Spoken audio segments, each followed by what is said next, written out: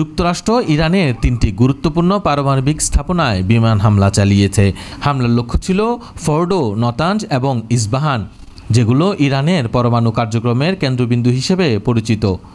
যুক্তরাষ্ট্র অত্যাধুনিক bunker buster বোমা GBU-57 এবং সাবমেরিন থেকে ছোড়া টমাহক মিসাইল ব্যবহার করে এই হামলা চালায়।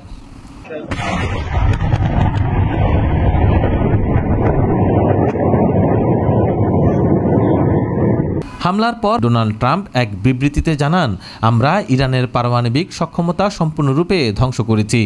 তিনি আরও বলেন, ইরান যদি শান্তিপূর্ণ পথে না ফেরে তাহলে ভবিষ্যতে আরও কঠিন পদক্ষেপ নেওয়া হবে।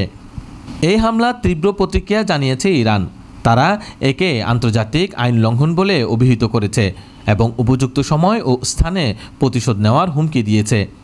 এখন পর্যন্ত পারমাণবিক বিকিরণ এবং তেজস্ক্রিয়তা সংক্রান্ত কোনো তথ্য পাওয়া না গেলেও আশঙ্কা করা হচ্ছে আঞ্চলিক নিরাপত্তা চরমভাবে হুমকির মুখে পড়তে পারে। ইতিমধ্যে ইরান নিজস্ব প্রতিরক্ষা ব্যবস্থা সক্রিয় করেছে এবং জবাবি হামলায় প্রস্তুতি নিচ্ছে বলে বিভিন্ন সূত্রে জানা গেছে। আন্তর্জাতিক মহলেও এই ঘটনার প্রভাব পড়েছে।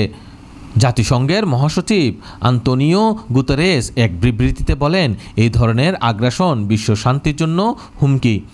উভয় পক্ষকে শান্তিপূর্ণ আলোচনায় ফিরে আসতে হবে। তুরস্ক, সৌদি আরব, মিশর সহ মধ্যপ্রাচ্যের একাধিক দেশ উদ্বেগ প্রকাশ করেছে। আঞ্চলিক উত্তেজনা বৃদ্ধির আশঙ্কায় অনেক দেশ তাদের নাগরিকদের ইরান ও আশপাশের অঞ্চল থেকে সরিয়ে নেওয়ার প্রস্তুতি নিচ্ছে। এদিকে মার্কিন কংগ্রেসে এই হামলা নিয়ে বিতর্ক সৃষ্টি হয়েছে। কিছু রিপাবলিকান নেতা এই পদক্ষেপকে সমর্থন করলেও ডেমোক্রেট এবং কিছু সংবিধানপন্থী রিপাবলিকান এই হামলাকে অবৈধ বলে আখ্যা দিয়েছেন, কারণ কংগ্রেসের আনুষ্ঠানিক অনুমতি ছাড়া হামলা পরিচালিত হয়েছে। বিশ্লেষকদের মতে এই ঘটনা কেবল যুক্তরাষ্ট্র ও ইরানের মধ্যে নয়, বরং সমগ্র মধ্যপ্রাচ্যে নতুন করে সংঘাতের আগুন ছড়িয়ে দিতে পারে।